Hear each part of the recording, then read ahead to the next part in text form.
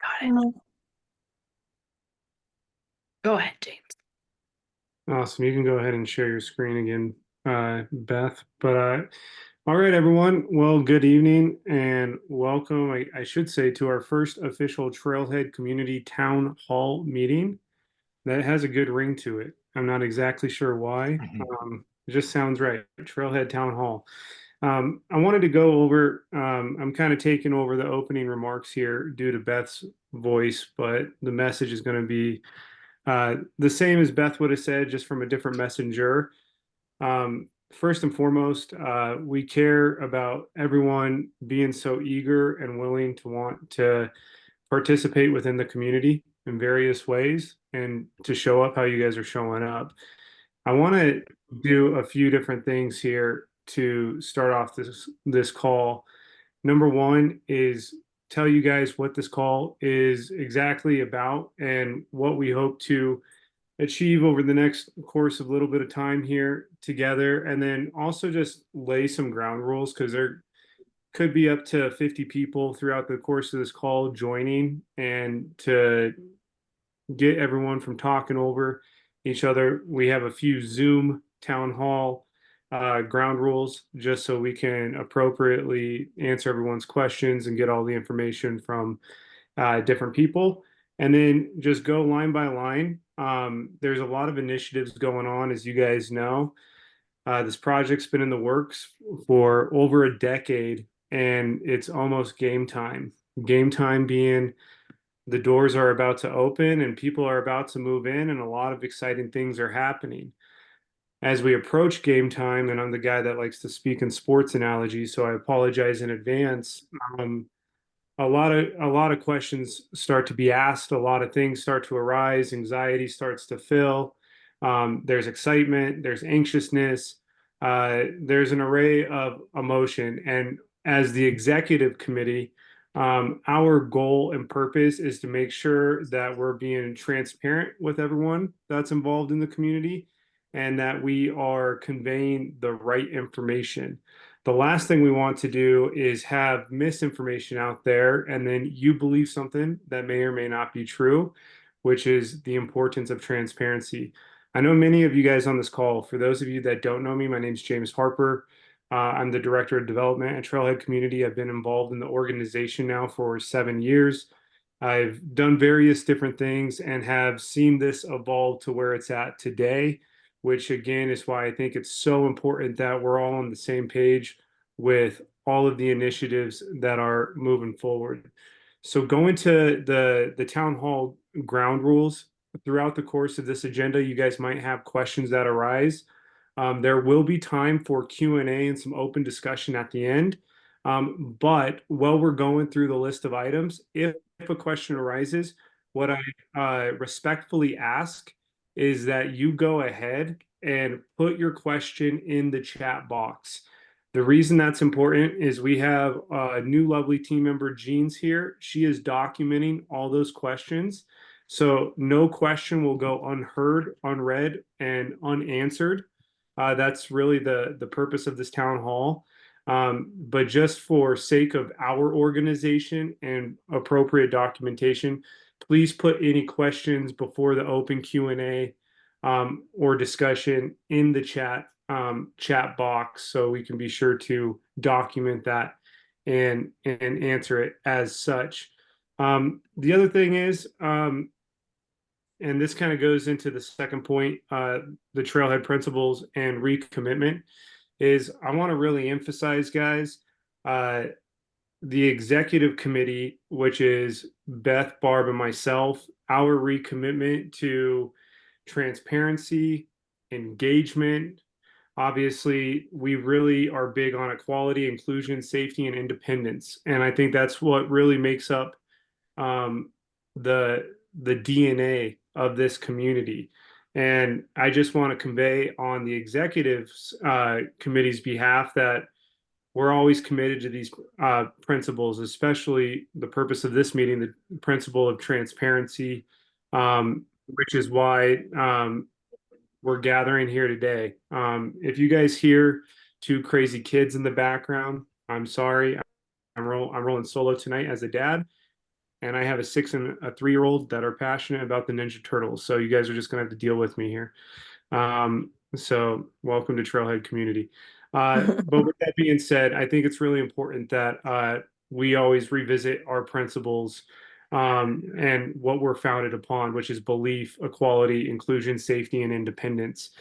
Because ultimately, our goal is to breed a community where we can have a healthy community of interaction and engagement. So, with that being said, I do want to address a few things that are going to be talked about today. We're going to talk about cost of living at Trailhead. We have different bullet points that we're going to go over there. Financial sustainability of Trailhead, and how that kind of blends in with our mission, what's been done, what's going to be done once the building's open. We want to address the higher interest rates. Some of you guys have heard me say this when we first started funding this building. Interest rates in this country were at historic lows.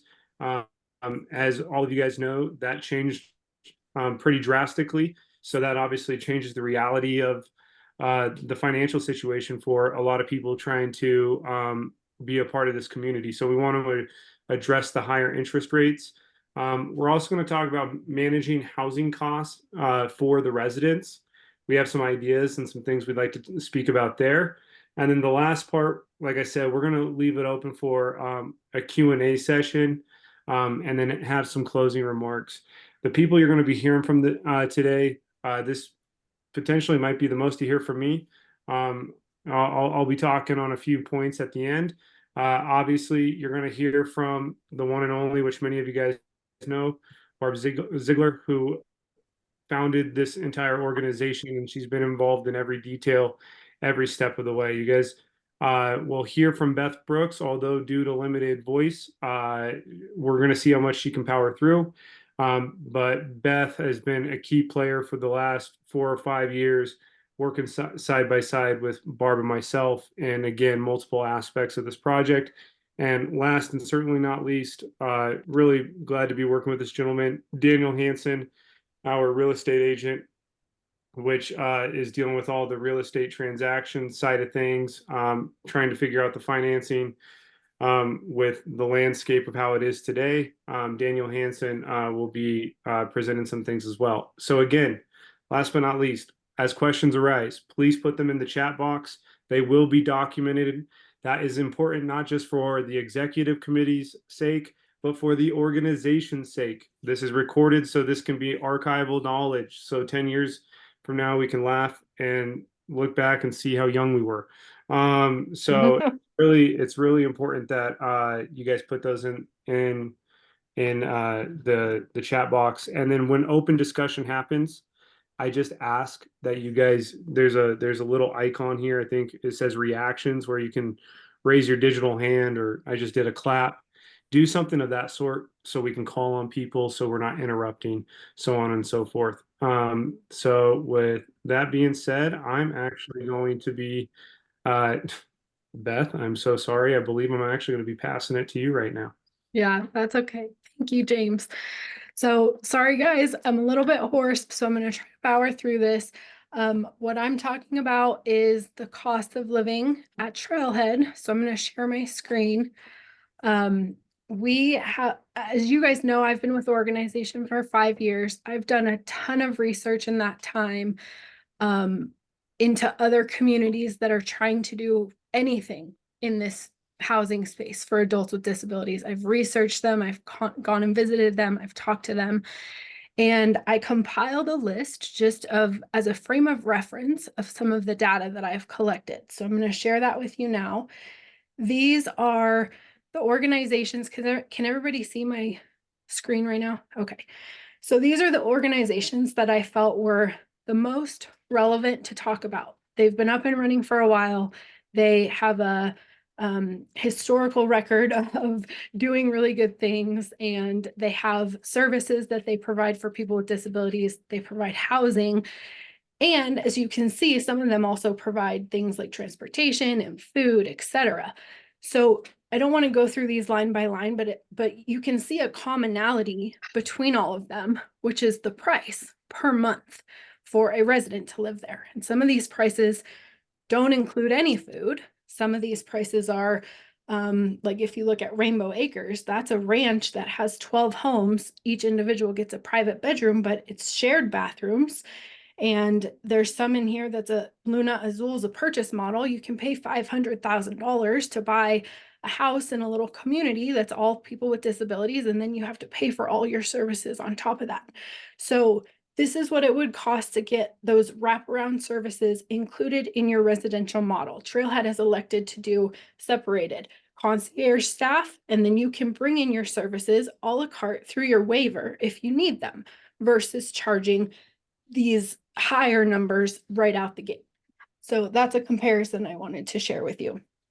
In addition, senior housing. I don't know if anybody's researched senior housing, but independent living facilities for seniors in Littleton start at around $3,700 a month, and they go up from there. Assisted living, memory care, etc. They just get more expensive. And right now, Trailhead, the average monthly for families is around $1,500. Some of that's a little more if you have a bigger unit. Some of it's a little less if you have a bigger unit. It's by square footage, but that is the average that we're looking at. So what's covered by your HOA fees or by your rents? Sorry, guys. Somebody might have to jump in here. This list right here shows you we are covering technology, we're covering utilities, we're covering building and common area maintenance of the interior, maintenance of the exterior, your 24/7 concierge staff. If you own your unit, the handful of things that you have to pay for outside of the HOA are the maintenance of the interior of your unit, your property insurance, and your property taxes. Those are additional. But everything else on this 2-page document is covered under your HOA fee. And I don't know if everybody knows or covered by your rent, how many things that's covering. So my last slide here, if you were to remove the concierge staff from Trailhead and wanted to just private pay to have someone come in and do for your child in their residential setting what the concierge staff is doing, the average going rate right now for a DSP, a direct support staff, direct support professional, is around $25 an hour during the day, $30 an hour for an awake overnight person. If you wanted respite, which would just be somebody hanging out with your kid all day, making sure that they're okay, it's $150 a day right now is the going rate. A security guard, I don't know how many people would actually hire a security guard to make sure their kid was safe, but the things that our concierge staff plans to do, like checking the cameras, making sure doors are locked, knowing who's coming and going in the building, responding to emergencies. I looked up how much you can hire private security guards between $35 and $50 an hour.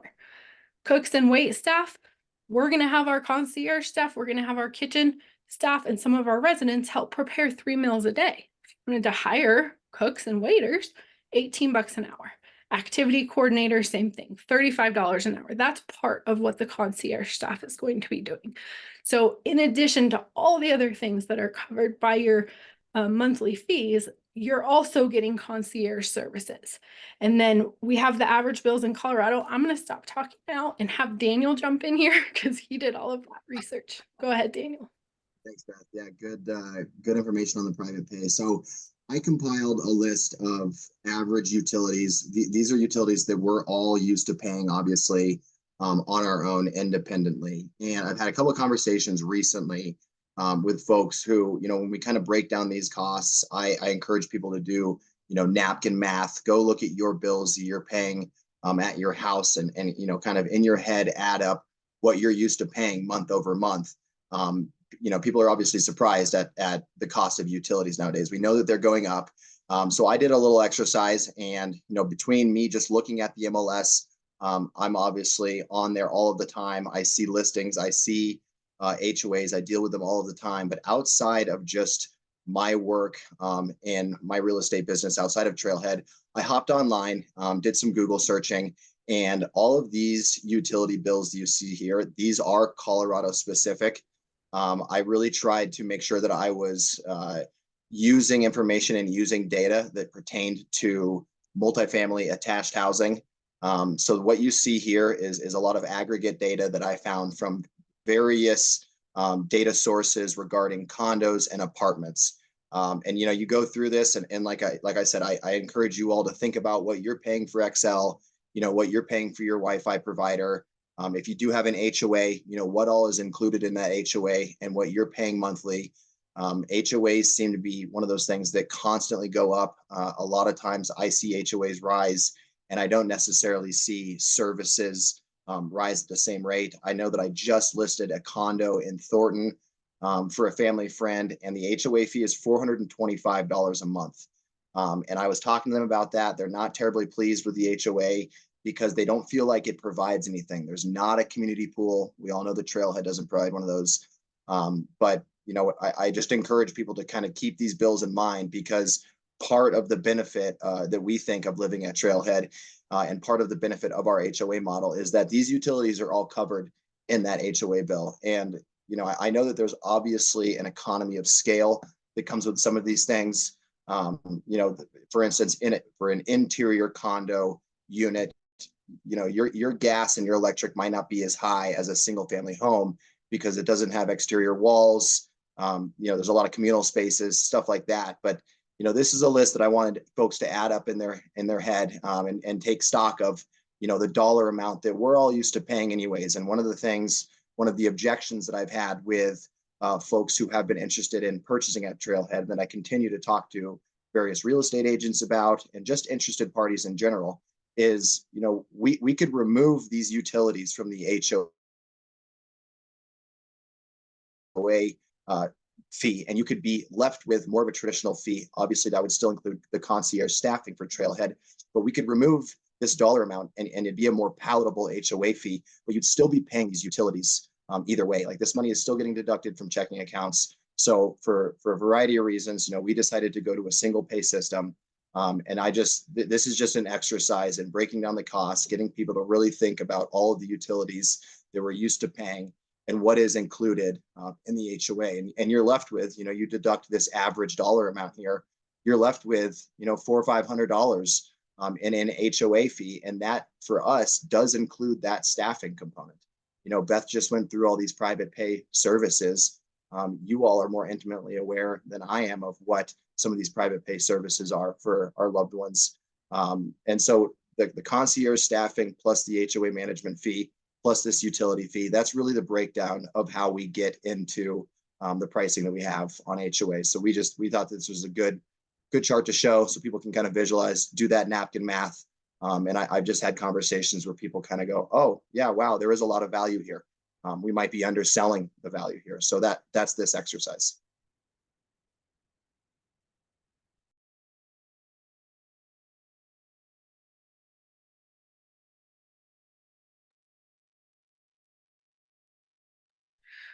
Barb, you're muted.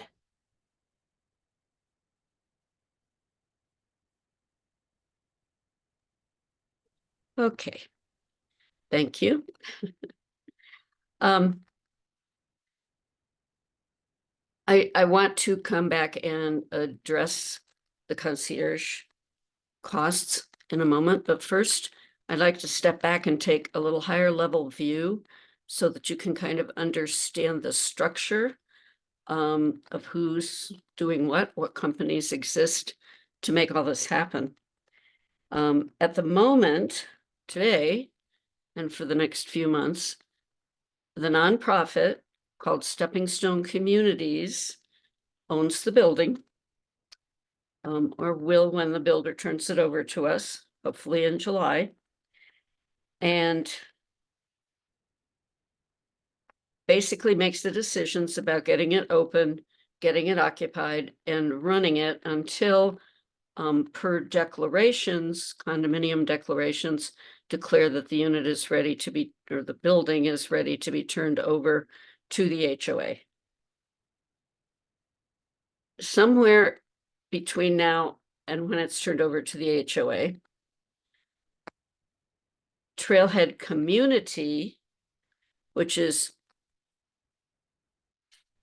the building and the people living in it and what we have striven to design here becomes a separate entity. That's for legal and liability issues and so on. So there will be a Trailhead community, which is a special entity.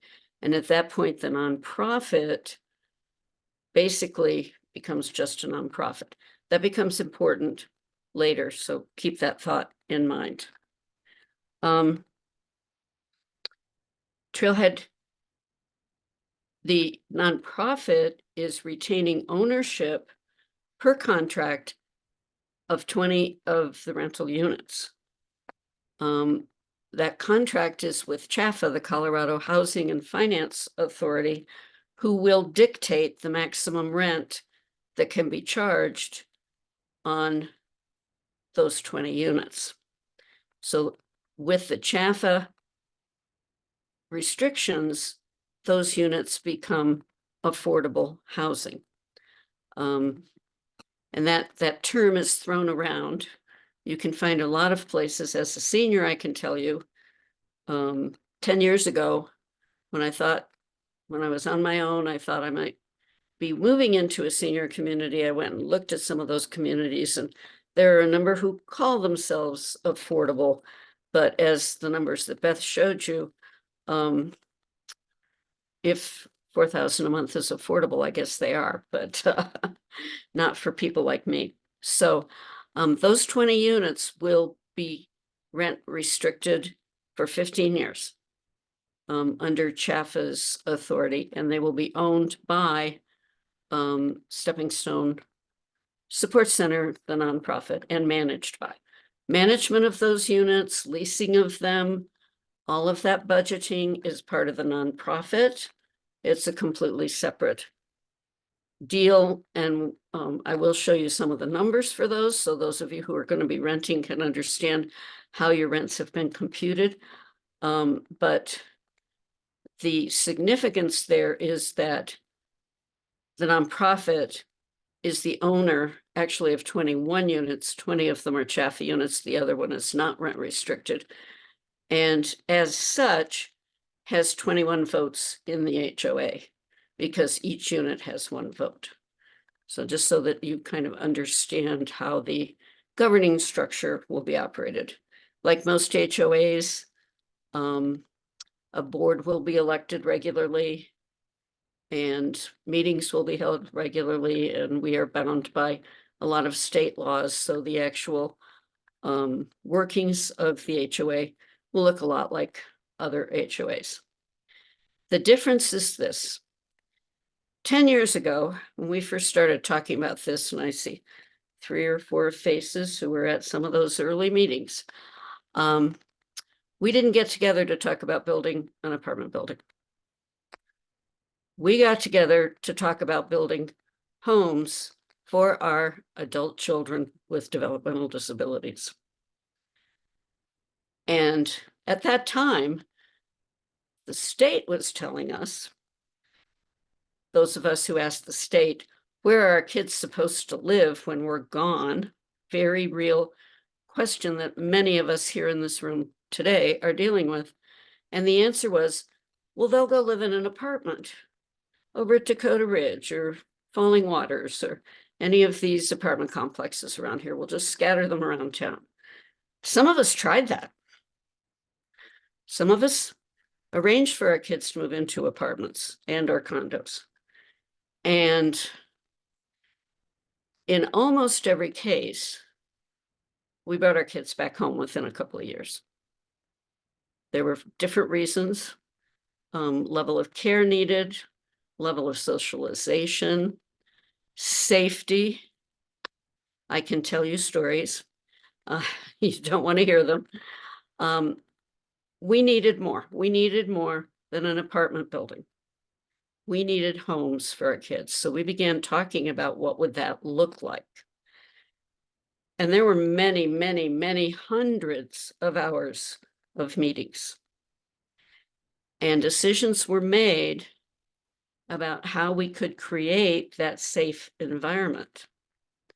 And while we were talking about our folks with developmental disabilities, some of us, just a few, not most of you, but some of us were getting older. And we were discovering that a lot of the things that our adults with developmental disabilities were going to need, we were going to need too. I can't reach the top shelf in my kitchen. I can't lift heavy things anymore. I need help carrying in my groceries. And you can't get that in an apartment building.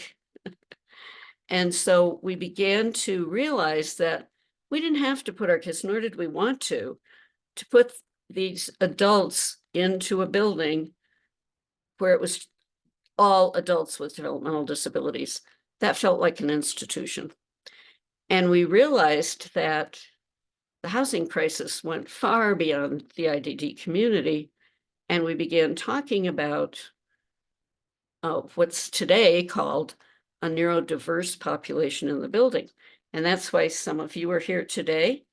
And there is a huge need for reasonable and safe housing for middle-income seniors. And so that's the design for Trailhead. At the heart of Trailhead is a staff that has eyes and ears on what's going on in the building at many different levels. Some of you came to, some of you who are future residents were at our lunch meeting last week and saw a great video. Thank you, Beth. You have become a super video producer and showing what concierge staff does. And if you haven't seen that video, you need to watch it, please, because it is what makes Trailhead a community that is safe for our kids, that is a happy place for our kids, where they can be productive, and for others who are living in the building. Beth, if they weren't in that meeting or aren't a member of Launch yet, where do they find your video? So that video is on our Trailhead YouTube channel. It's a public video. Anybody can watch it, or you can just reach out to me if you need the link or you want me to send you a different version, an MP4 or whatever, but you can find it on our YouTube. I can put that in the chat too if you guys want. Okay, that would be great. Thank you. At that lunch meeting, Beth made a really good point, and that was, without that concierge staff, what is Trailhead? And the answer is it's a multifamily apartment building. And that's all it is. And that is not what we have been working for 10 years to build. And it's not what we promised you when we began talking to you about securing a home for yourself or your loved one. So I just want to make that point. Beth was very direct, but all of us, most of us, seconded what she said, and that is, if you don't feel the concierge staff is absolutely necessary to build not an apartment building, but a community, then one of us is in the wrong room. And we want to, I'm just going to flat out draw the line right now that if you don't feel that you need the services, and we keep calling them services as if people were waiting on you, but it's not just that, it's connection. It's finding you somebody to go to the movies with. It's finding you somebody to sit at eat dinner with. It's putting together a class to learn how to play the guitar, because I see some faces here. I'm just going to pick some names at random. Sherry maybe knows how to play the guitar or make a killer chocolate chip cookie. And she's gonna create the community, but we need people with eyes and ears making those connections and those linkages. So when we talk about costs in the building, yes, concierge costs some money, but we promised you not an apartment, we promised you a community, and we are convinced and determined that that is a requirement. Furthermore, we hear from more people who say, if you don't have a concierge staff in that building, we're not moving in than we do hear from people who say, we don't want to pay for concierge service. And let me just address an interesting scenario, which has been suggested multiple times. And I appreciate we all need to save money, and we're going to talk about some ways to do that. But one suggestion was made that you could pay for concierge if you thought you needed it, or not pay for it. And that created some really interesting scenarios. And it made me think of Ben Franklin. He was quite an entrepreneur, as some of you may realize. And he looked around Philadelphia and realized that it needed a fire department. And how are you going to pay for that? Well, Ben Franklin would never walk away from a profit. So he went around and sold subscriptions to fire services. If your house caught on fire, this was your insurance that they would come and put the fire out for you. So what happened if you chose not to purchase that service and your house caught on fire? Ben Franklin would send out his fire truck to sit at the curb and watch your house burn down. Only fair, they didn't pay for the service. So I would just like to suggest that there aren't many of us in this world who couldn't use a concierge staff to be there if you sprain your ankle, to be there if your lift ride didn't come, to be there if your Zoom isn't working on your computer. And I cannot imagine, I mean, what happens if a resident, well, statistics are 50% of folks with IDD will sometime in their lives have a seizure. And we have one future resident who she's in her 30s and just had her first seizure of her life. What happens if that person didn't pay for concierge service and falls down in the hallway with a seizure? Is the staff supposed to look up the list and say, oops, didn't pay for concierge service? Sorry about that. Is that really what we want? Is that really? Do we want to say to somebody who walks downstairs on February 14th, sorry, you can't come to the Valentine's party because you didn't pay for concierge service? Really?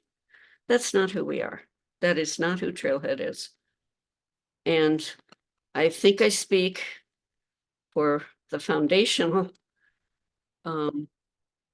team in this building to say, why does it say unmute myself?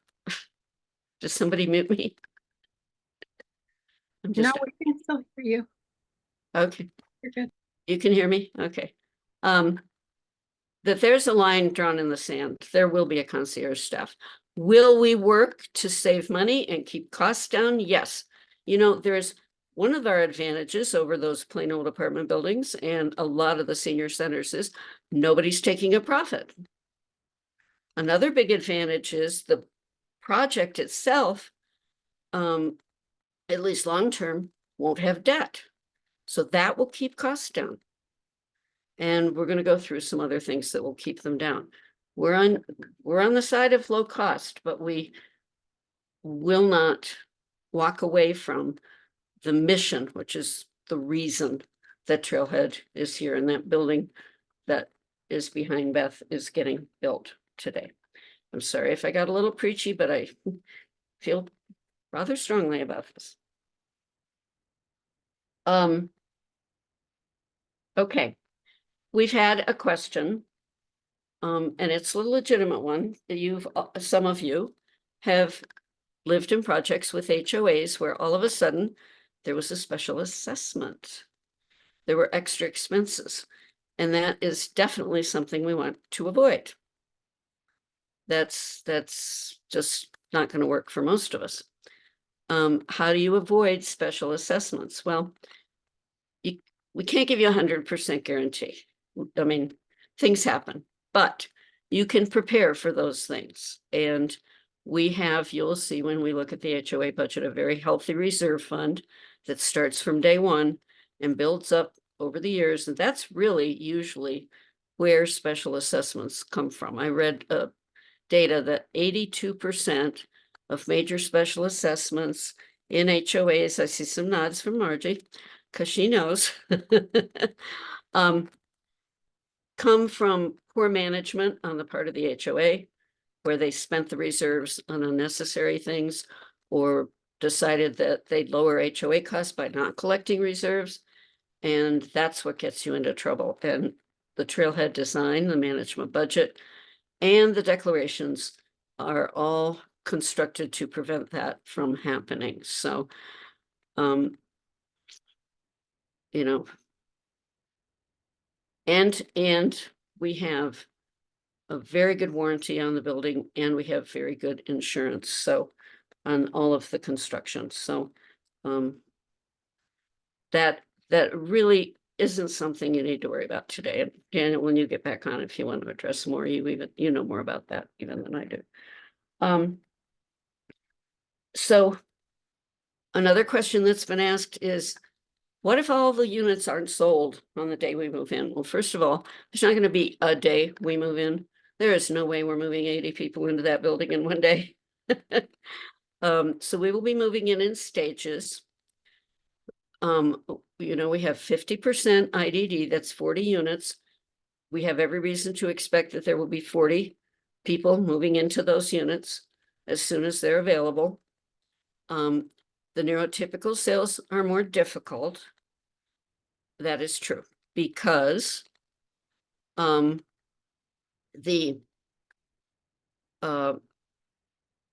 seniors, a lot of the seniors want to see that unit first. They want to walk through it. They want to see the walls. They want to see. And so we have a lot of people that have shown interest. But it's like, well, let me know when I can take a tour. And there's a lot of desire for this kind of service. And I think what we see in the senior community, and I'm the poster child for this. When I went out and looked at senior communities around here 10 years ago, right after my husband passed, there were a couple of things that bothered me. And one of them was what staff there was. And there were, most of them did not have overnight staff, not live staff. And some of them didn't have day staff. But what staff there was were, oh, honey, we'll take care of you. And that's, most of us have taken care of people all our lives. We're really not looking for people to take care of us. We are looking to be in a safe place and know that the services are there when we start having a little more trouble with life's challenges. And then another thing that bothered me was I was going to be completely surrounded by old people. Now, I love old people. I am one, but 100% old people? I want some young people. I want some happy, energetic, dancing, jumping around people. So that was another thing. And then the social. These buildings have social events. They have beautiful calendars that someone creates because they think that's what you want to do today. And they make it happen.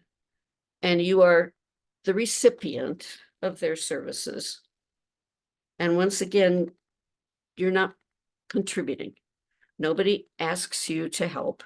Nobody asks you to participate in the planning. And, you know, some of us feel like we can still be useful and we want to be useful. And Trailhead gives us a chance to continue that part of our lives that was really important. So we know they're out there. Jefferson County has identified just as big a housing shortage for the middle income seniors as we have for IDD. There's over a shortage of 20,000 units for seniors in Jefferson County. And we're pretty sure that out of 20,000, there are 40 who want to live here. And in fact, there are several in this room today who've already made that decision. They're the visionaries. They don't have to see it. They understand what we're trying to accomplish. So, but it is true. We will not be closing on all of all 80 units the day we move in. There will be unsold units. So the sale of the units is what pays off the construction loan. And so what happens when we don't have everything sold? It's a very legitimate question. And we have been talking to both of our lenders, and we have several models in mind that we're working on. But one of the most obvious ones is that middle-income seniors need rentals badly, and the market rentals are much higher than the rents we're charging in the Chaffee units. And so we can put those rentals on short-term, like 6-month, below market rentals, but still with enough rent collected on those units above and beyond the expenses for those units, that there will be a cash flow to service the loans until we get the sales made. Now, that's kind of an oversimplification. If anybody wants to sit into the banking meetings we're going to be having over the next 6 or 8 months, they're fascinating, so much fun. We'd be happy to have your advice, but we are aware. We are aware of the concern, and we're working on it.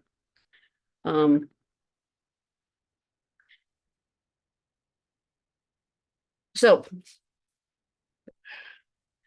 do we have the spreadsheets? Let's go to the actual numbers. Let's look at some real numbers. You have your thumb up. I don't know what is there something I have to do? Oh, wait a minute. Okay. Okay. Somebody said we need a sign language class in the building. I think maybe we do, especially for when Beth gets laryngitis. Can you see it? Yes. Okay. Okay, I'm not going to spend a lot of time on this because we've been passing out copies of this for the last 3 years. It's been modified some, but not a lot. It hasn't changed. So the left-hand side is the magical HOA monthly budget. This had to be prepared back when we were negotiating for our construction loans. The banks wanted to see this, and the banks signed off on this and said it was a good, healthy budget. One of the ideas that has come into us has been to use some of the common areas for rentals. That idea has been in the budget for 3 years. And we're getting calls already from people who want to use some of our space. Beth got one today. I can't remember who it was, and I'm not going to ask her to speak, but somebody needs gym space during the day. I think it's a homeschool group or something. Yeah, it's a homeschool. Yeah. I can't tell you how many modified basketball teams want to practice in our sports court. And we're going to be able to serve dinners. We can have receptions. We'll have the technology to do corporate training.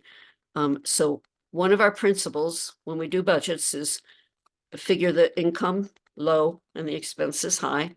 So this number is really small. We also have a related agency that's already talking to us about renting some of the office space we have on the 2nd floor. So I'm confident that soon after opening, we will be bringing in multi-use rentals and office rent. And then we're putting in storage units that will be for rent, and we're putting in 12 carports that will be for rent. So that will be additional income above and beyond the HOA fees. As far as expenses, we have staffing and utilities. Those are definitely the biggest.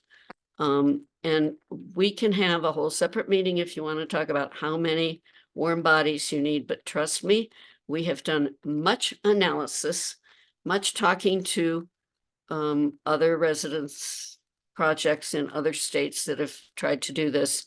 We're pretty confident about our staffing level, but we'll listen. We'll talk and we will listen. Utilities, I'm not going to go through all of these. A lot of these, if you want to bring your HOA fees down, when we get going, probably March-ish, we can be negotiating all of these maintenance kinds of things. We can see if we can get some of those costs down. But we can't eliminate them. Even though the residents will be helping with maintenance, you have to have professional janitorial. You're going to want your pest control, et cetera, et cetera. And then programming, social and entertainment, and kitchen operations are part and parcel of that Trailhead mission to not just be an apartment building, but to be a community. The reserves are a percentage of your total income, and they are the percentage which FHA lending banks require. That's the level that we are putting aside. And I have heard from many people that say many HOAs are not collecting that level of reserves. And I posit that this is not something to be negotiated. So we come up with this monthly cost. And then I don't want to spend a lot of time. It was determined by the board some months ago, and it's in the declarations that the HOA fee will be done on a square footage basis. How many square feet is your unit? And so this is the computation. This is how many square feet in each unit type, leading to this monthly fee. This is how many condos we have of each of those types, which leads to this income, which is this number over here. Hopefully that makes sense. The Trailhead owned rentals. How do we come up with the rent?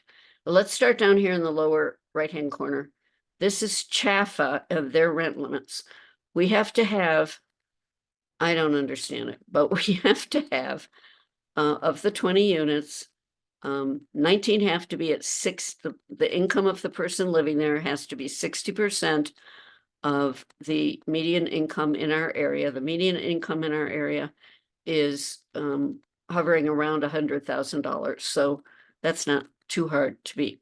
One unit can be at 70%. I don't know where CHFA came up with that, but so this is the income.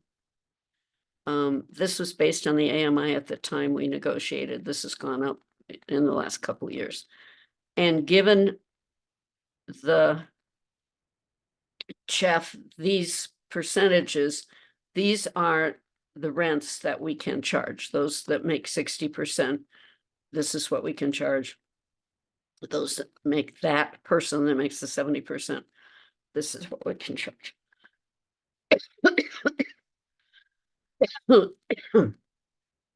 Do I get the next round of coughs and laryngitis? Okay, so when we look at what Trailhead owns, because that's been a question, once all the units are sold, this is the number, this is the 20. And so these are the HOA fees that Trailhead will have to pay the HOA. So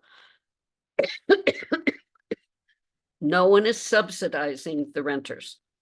The renters are paying their full share of the HOA dues through Trailhead. Trailhead collects the rent and pays the HOA. Excuse me.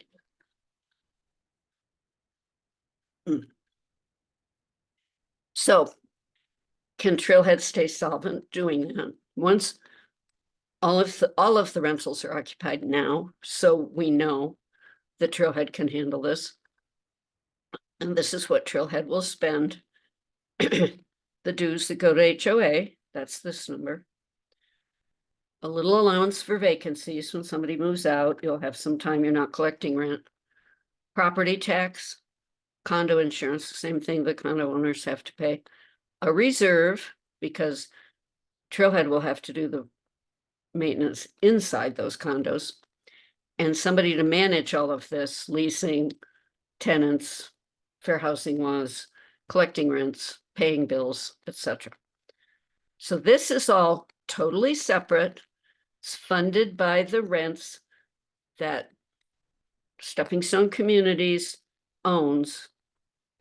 This isn't costing the HOA anything. It is assuring the HOA that that they will collect the same amount on the Chaffa rents as they collect on all the other units. Okay, so hopefully that covered some. I think we're done with that screen. Thank you, Beth.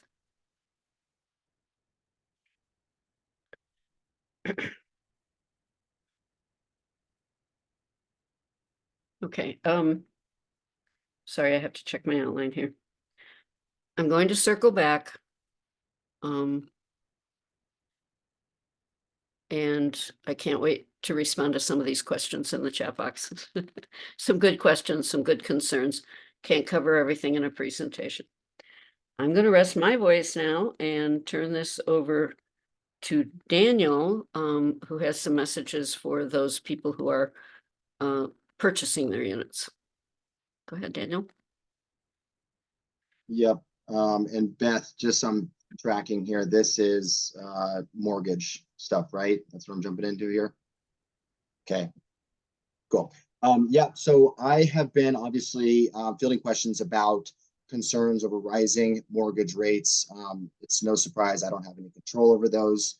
But to James's point earlier on, those of you who threw your hat in the ring to purchase, 1, 2, 3 years ago, you were obviously looking at a different interest landscape than we are right now.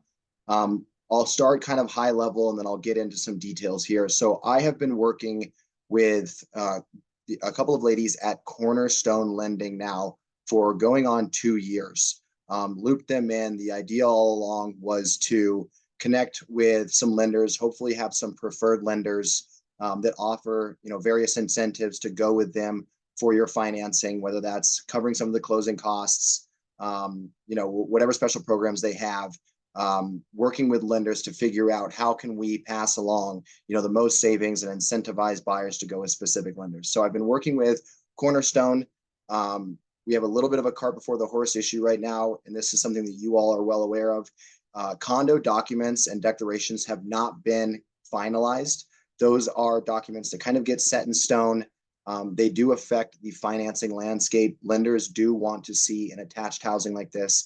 They do want to see HOA documents and declarations in order to finalize their individual funding for borrowers. I've worked really hard with Cornerstone and with our legal counsel at Trailhead to make sure that we're doing everything we can to be FHA compliant so that FHA products are available. Once we receive those condo documents, here in the near future, you all will be getting a copy of those. That starts our due diligence period. All of you purchasers, this is something that I'm sure you all are well aware of. That'll start that due diligence documents review period. And then more recently, I've also met with a couple of executives at First Bank regarding their mortgage department. I actually met with them earlier today. I've been on and off with conversations with them for a while now. Met with them earlier today as well in kind of preparation for the town hall. And one of the things, and I don't think Barb even knows this, we chatted earlier in the week. One of the things I was looking into, we had heard from another purchaser that one of the ways that lenders can position the financing for individual borrowers, we've all just gone into why the HOA fee is the way that it is, the cost breakdown of utilities, concierge services, and then obviously standard items that we're used to in HOAs.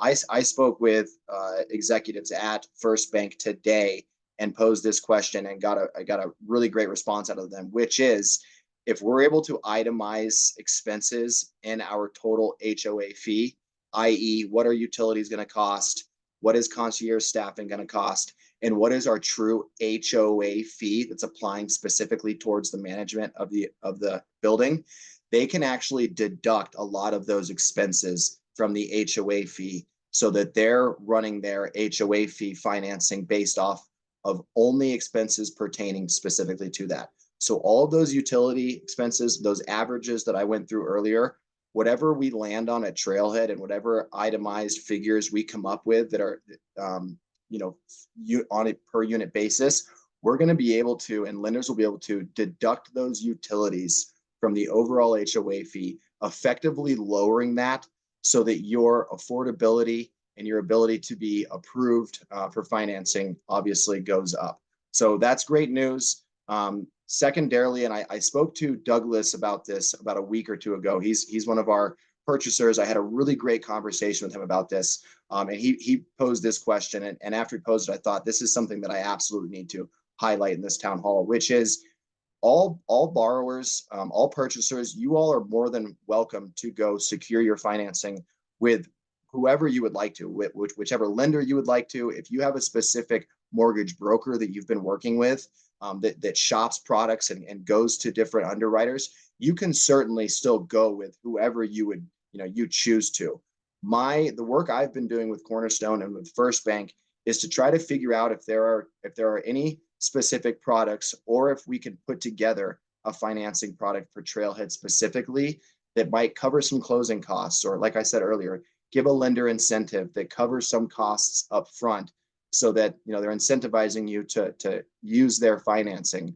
But I just wanted to reiterate that you are more than welcome to go shop around, shop rates, talk to multiple lenders. I know that lenders frequently have different programs available. There's frequently incentives that individual lenders will offer that others will not. So absolutely go shop around and look into that. And then after this call, and if anybody on this call, wants the specific contact information for the ladies at Cornerstone or the ladies at First Bank, I'm more than happy to pass their contact on. Like I said, I've been working with them for a long time now, so they're very familiar with the project. You'll be able to call them or get in touch with them over email, and they'll know exactly what you're talking about, and they'll be able to jump right in with you. Now, going more into the details, again, I always say this to people, even in my personal real estate business. If somebody in the real estate industry tells you they know what's going to happen with interest rates, I advise you to run in the opposite direction. I think that when anybody claims to know exactly what's going to go on, I tend to see right through that. We're all familiar with the interest rate landscape. The expectation is that there are going to be some rate cuts over the course of the year. I may have a different view. Unfortunately, more of a pessimistic view than a lot of people out there. I constantly see people still saying that they think rates will get down into the 4% range. I don't personally think that's realistic. And I want to be coming from a place of reality. My expectation for rates is that they should get into the sixes this year. I think we're not far off from that. Right now, they are in the low sevens. I had Ann Kochenauer is one of the ladies at Cornerstone. I had her send me over a rate sheet as of earlier this week. And just to kind of share high level here, if you have 20% down in a property and you have good credit, you can definitely expect to be paying right around 7% as of today. If this is a second property, this is an investment property, which essentially means that it's not an owner occupied property for you. So if you're buying this as a second property, that same creditor with 20% down is paying about a third of a point more on interest rates. So that's of today. When I did have a phone conversation with her, she did tell me, expectation is to get down into the sixes this year. Again, I think that people who are really optimistic might think that the Fed might keep cutting later into the year, could get into the fives. I'm just hesitant to guarantee that because it's not guaranteeable. So I think the good news with a midsummer move-in time, and those of you that are waiting to finance the rest of your unit, the good news is that the expectation is that rates are only going to go down from here. So you might be saving a half a percentage, maybe a percentage point between now and the summertime if everything goes really great. And then I touched on the fact that HOA docs and declarations will be coming soon. And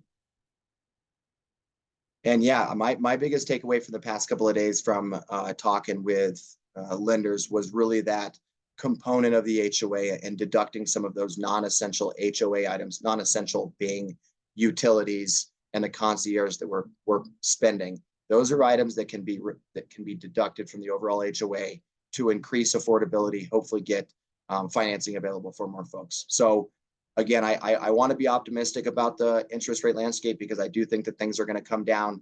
I don't have a crystal ball. I don't know exactly how far, but that's where we're standing right now. Once HOA docs and declarations are shared with you all, that starts that due diligence clock. From there, you guys can shop different lenders, shop different products. I'm more than happy to take phone calls, take text message, emails, put you in touch with the people that I've been working with. And help find various products out there are ideal. The last thing that I'll touch on, and I know that this isn't probably known to a lot of people, but there is a new product out there. It's a 40-year mortgage product. I talked to First Bank about that today. That's not something that they're offering. They said that that's kind of a niche product that only select lenders are offering that product. They typically have different underwriting schematics that allow them to do that. It's not something that First Bank is interested in doing. They're not going to be doing that in the foreseeable future. But I just have heard people mention, what about 40-year mortgages? And it just goes back to my point. If you can find a product out there that is super ideal, you find a great lender incentive, my door is open. Please bring that to me, because I would love to obviously share that with the rest of you borrowers. And then most of you probably know this as well. The more you put down, the closer you get to that 20% down. 20% is the threshold for PMI. You can get rid of a couple of $100 a month in private mortgage insurance if you get to that 20% threshold. And yeah, after the call, all of our contact information will be in here, but certainly reach out to me on an individual basis to talk about financing and for me to make the connection with these folks that I've been chatting with. So that's kind of the financing landscape as of now.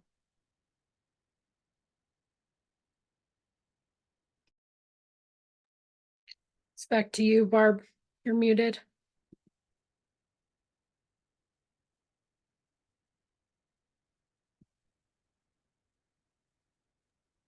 Thank you. I'm so busy. For those of you who actually have live cameras, I want to thank you, because it's just so much easier to present to a live person. And I was busy looking at everybody's faces as Daniel was presenting this information. Now I'm going to talk about more financial ideas and ways to save money that will affect everybody, because we got the HOA fees. We will have further conversations. I know there are more questions, but every resident has expenses within their units, and so we have been brainstorming. We have been working. Some of you have sent us some really good ideas. We have incorporated those into the list of things we're exploring and researching. And yes, we will be looking and calling on some of you with those we know have expertise in these areas to help us with some of this decision making. And but I just want to give you an idea of some of the things that we've come up with and that you may not be aware of, and things that are changing in favor of affordable housing. So yeah, this is, I think, a very exciting list, because a lot of these things have just come up in the last year or so. First of all, we have the standard things that are in place, and that have been in place for a while. And one of them is LEAP, which is benefits for people with low incomes. And by the way, if you own a unit and your relative, and it can be your parent or it can be your child, is living in that unit under many circumstances, it's complicated because it's the government, but income that counts for benefits that are available is the income of the occupant of the unit. So you don't have to worry if your income is over. And one of the very first things is LEAP, which can and does subsidize utilities costs. Utilities costs are going up. If you haven't noticed, there's no indication that they're not going to keep on going up.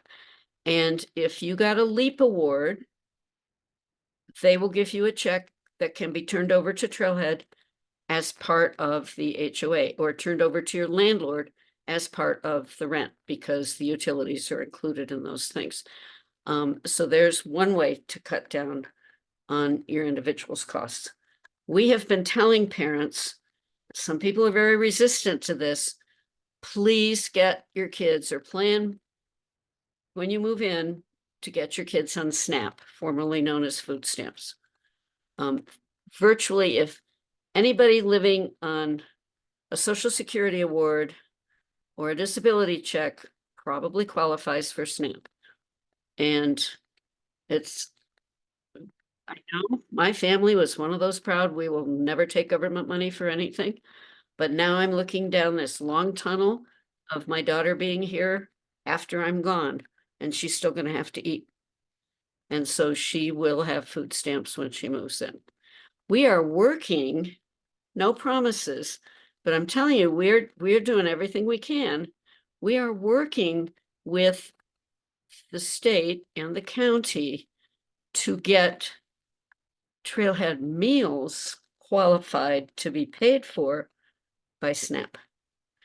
No promises, it's not going to happen tomorrow, but that would be a huge savings for residents. Right? I mean, food stamps that would pay for the meals that you eat in the dining room. Short of that, it still pays for the food that you have in your apartment, your snacks and whatever cooking that you do. So it's worth getting. We have talked in some of our lunch meetings about housing vouchers. If you're not on the voucher lists, get on the voucher lists. If you don't know how, reach out to Beth and I'm not saying, Beth, you have to answer all those inquiries, but send them to me, and Jean's will soon be trained to answer those questions as well. A housing voucher could pay as much as 2/3 of your rent. So if you own the condo and your individual income qualifies for a housing voucher, they can use that voucher to pay you the rent you are charging them for their unit. Huge, huge, huge, huge. There's restrictions. It's not simple, it's not easy. We've brought in the state offices to talk to the parents about doing that. Most of us are on every list we can find. But here's a new development. And I have a webinar next week, fingers crossed.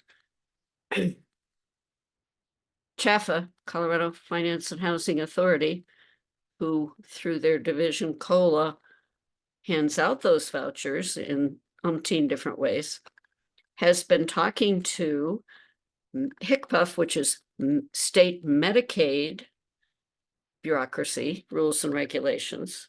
Medicaid has always said, we don't pay for housing. Nope, that's not a Medicaid thing. Well, Medicaid is beginning to realize that housing doesn't help being healthy doesn't help if you don't have safe housing. And so HCPF is talking to CHFA, pardon the acronyms. This is so important, guys. This is such a breakthrough. And they're talking about vouchers for our folks, just for our folks, for our folks with IDD. There are already vouchers out there that are designated for seniors. And we're on a first name basis with the people at both those agencies, and we've been talking to them for forever. And there may be a way to get those vouchers without sitting on a wait list for 6 months or a year. So stay tuned. We're working on this. We are not blind, deaf, and dumb. We know this is going to be a challenge for everybody. And that could be a huge breakthrough. We'll keep you posted. Another way that we could cut monthly costs is, and this is in a completely different category, but I mentioned the use of third-party space. Once we're in and we have the community running and the systems are a go, I think we could get very serious about monetizing that space. There are many, many ways that we could monetize that space. We could hold community dinners. Right next door to us, they are building a 4-story, 80-unit building. Sound familiar? Except that building doesn't have a dining room. Guess what? They probably have days they don't want to cook, just like we all do. And if we had a meal program that they could just walk over to our building, and our folks, we'd have more people to connect with, right? In the building. And we can potentially make our entire kitchen operation not only cost-free, but profitable. I'm not saying they're gonna get rich, but cash flow. And making that work. There are I think, going to be a lot of ways to both enrich the lives of the residents in our building and monetize the common areas. So there's that. We've been looking, Beth has done so much research, as she said, over the years. We all look at every property we can find. We had a conference in October, sponsored by Trailhead, where we brought people that are trying to develop properties all over the country. We get phone calls. People are asking for help. Beth has gotten a couple phone calls just recently about how does that concierge program of yours work? And of course, our answer is we're still figuring that out. but we're a little further along than most of the rest of them. Anyway, people want to come and hear how to do it. They want to come and have tours. They'll fly across the country to do it. And I think having our residents trained to be tour guides, which would be lots of fun. There's ways to monetize that as well. And then this is something we just heard about 2 weeks ago. So no commitments yet, but it's being researched. Those of you who have folks with IDD who are on the SLS waiver, it looks like Medicaid is going to let you use some of that, or I guess it's the DD waiver. It has to be the DD waiver. Don't worry about which one. We can help you move from one to the other, or figure out which one you're on. Medicaid may let you use some of those waivers. Those waivers are paying for day program, job coaching, right? Mentorship, personal care. A lot of you have those, and those are the services we tell you, you're going to bring in from a third party. We're not going to provide those, but we're going to pave the way, smooth the path to have those providers come in. Medicaid might start paying for some of that, using some of that money to pay for rent and food. It's a game changer, guys. It is a game changer. Because I don't know how many of you have done the budget, but if I take my daughter's Social Security and what she can earn, and when I say what she can earn, she has a rough time staying healthy enough to work regularly. It's not enough. It's not enough for her to live on. So all of these things will make your lives easier. And we, even though it's not our job, we're a community. We're in this together. We all want to make this work for everybody. So these are just some of the things that we're looking at, working on, trying to make your lives easier.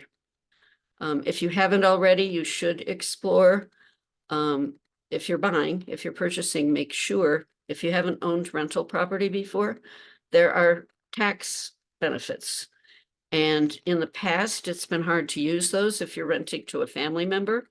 But if that family member is over 65 or disabled, it can be a lot easier. So we're not tax advisors or lawyers. Check with your financial advisors or tax preparers.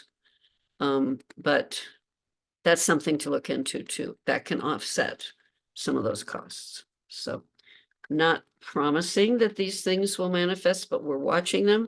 We're pushing for them. We're lobbying for them. And if you hear of any breakthroughs, I think the point is 10 years ago when we would talk about housing for folks with developmental disabilities, people would go, oh, I didn't know that was a thing. And other people, we can't take credit for it, but Alliance and some other parent groups have been spending a lot of time with state legislature and lobbying. And now people who make the laws and decide how the money gets spent are beginning to understand how complicated our needs are in this field. So it's looking up, guys. It's way too slow, but it is looking up. I'm done, and I'm excited to get some of these questions on the floor. So are we ready for that, Beth? Yeah, I think if Jeans is back, And she's ready. She's been kind of pulling them all out, and she's just going to go through and ask the question, and then we can figure out who's the best person to answer it. So James and Daniel, if you think it's your question, right, just raise your hand. Sounds good. Okay. So starting from the beginning, Dan Campbell did ask for a presentation or a copy of this presentation, and I think James, you already saw that. And then a request for the concierge staff video from him and Sherry. Getting to questions.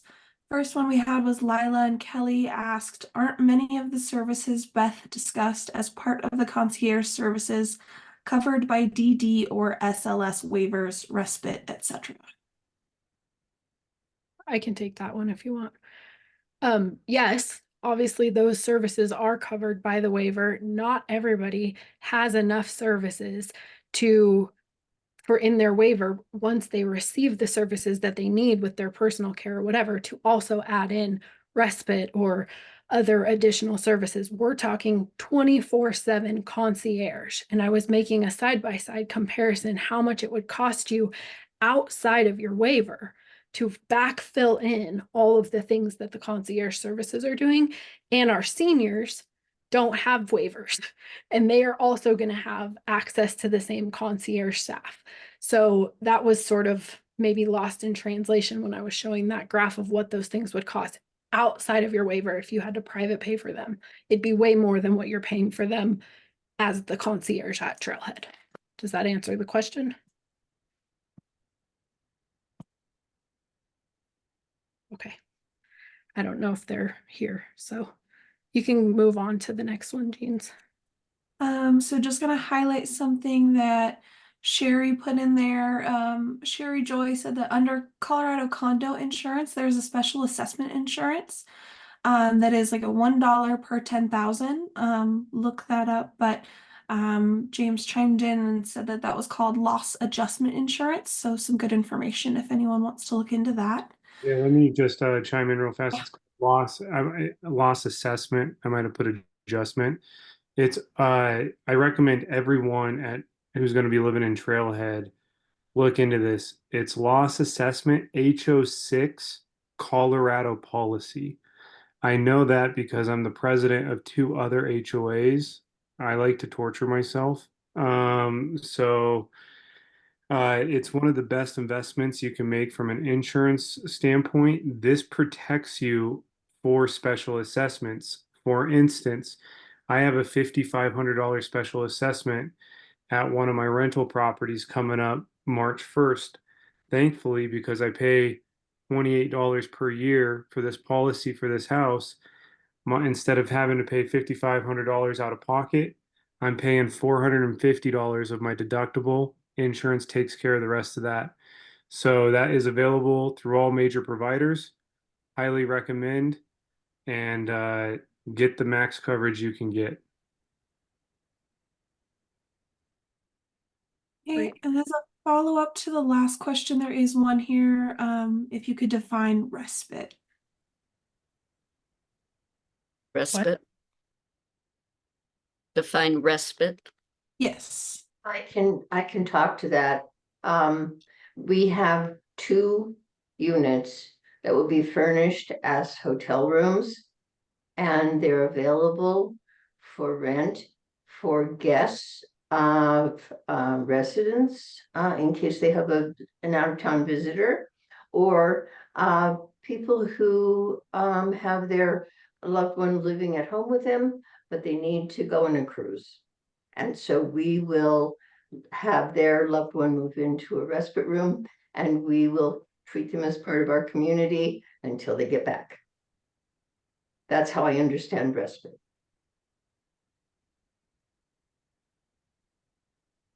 Okay. So I did see Sherry, you popped in with an emoji. I'm not sure if you want to ask your question now, or I can move on to the next chat one. I think I just gave a thumbs up. Thanks, honey. Great. So then the next one was from Lila. She said, we are for concierge staff or concierge services, but the staffing numbers seem high and have increased since the last draft budget we saw. Also, will neurotypical want this kind of support that the full concierge services offer? So I'll jump in here to start. Appreciate the question, Lila. So for your question pertaining to the neurotypicals, this is essentially why many months back at board meetings, I jumped at Marge Roberts. Exactly. I just saw you celebrating. This is exactly why, several months back, I presented to the board the fact that, our marketing budget is small. Our marketing dollars aren't what a lot of other condo complexes are. And we need to spend those, and we need to be really specific with who realistically is going to move in here for the neurotypical community. And this is why we've shifted our focus to the independent aging in place golden agers. They are seniors, but there's a lot of folks out there. I've been to countless housing fairs. Beth has been with me at some of these. James has joined me on some of these, but I have been to many senior housing fairs and talked to a lot of folks about the housing options that they're seeing out there. And going back to the cost breakdown, retirement homes, nursing homes, and then, up from there, memory care, Alzheimer's care, obviously those medical facilities that people either need or they just don't need, the expense for those, goes up drastically. But even for your standard retirement home, HOA fees there are astronomical. I know that Barb, a couple of months ago, talked with somebody, I think it was actually one of the bankers, talked to them and mentioned where our price points were, mentioned where our HOAs were. And he said, oh my gosh, I just tried to help my senior mother into a retirement facility, and we were seeing HOAs start at 3,500, 4,000. I see Marge shaking her head too. And again, there's folks who want to live in those retirement homes, those nursing homes. They want that all in, kind of all inclusive care. They want to put their feet up and be tended to, or they need medical help. And so a lot of times those communities are the best fit for them. But there is a segment of senior housing options that is this independent aging in place model. And even those models have HOA fees that are higher than what we're offering. So we think when we're comparing the Trailhead product and the Trailhead model to these older, independent, aging in place seniors, they actually see our HOA fee as less than what they're seeing in the general marketplace. And secondarily, on top of that, and I'm asked this, Lila, you're not the only person to ask this by any means. I've had many people ask me this. Are neurotypicals going to want these services? Well, these seniors are, and I early on, and some of you certainly will remember this, 2, 3, 5 years ago, kind of the original model before the building had even, there was even a shovel in the ground. The original model was young millennials, young professionals, seniors, and neurotypicals. And unfortunately, when I joined the organization, I kind of was a little bit of a wet blanket because I was playing this reality check individual for Barb and Beth and everybody else on the board of directors and executive team, which was, millennials, while they are being priced out of the housing market, millennials, when they're paying an HOA, and young professionals, they want that pool. They want those tennis courts. They want a larger workout facility. They don't need the concierge staffing. They don't need the meal tickets in the dining hall. And so that is precisely why we repositioned our marketing. And I have specifically repositioned how I'm reaching out to the neurotypical demographic, because there are people who see the benefits of the concierge staffing, who see the benefits of the cafeteria, who want the support that's in the building. And that is why we've gotten really specific with marketing towards that demographic of aging in place, active, independent, golden age seniors. So that's generally the group that we're going towards. And to answer your question in a couple of words, yes, those individuals are interested in it. So I want to hear, Marge, would you unmute yourself and just tell us in a couple sentences why you picked Trailhead? Yes, 2 reasons. One, I have a son with IDD, and I'm hoping some year to get him in, or somehow to get him in. We're looking at renting and various options. And for myself, a studio because um, I went from owning my own house into a 55 plus community, and I'm in my late 70s. And when I came in last year, I thought, oh my gosh, I'm going to be one of the oldest persons. And I'm not. At 78, I was one of the younger people.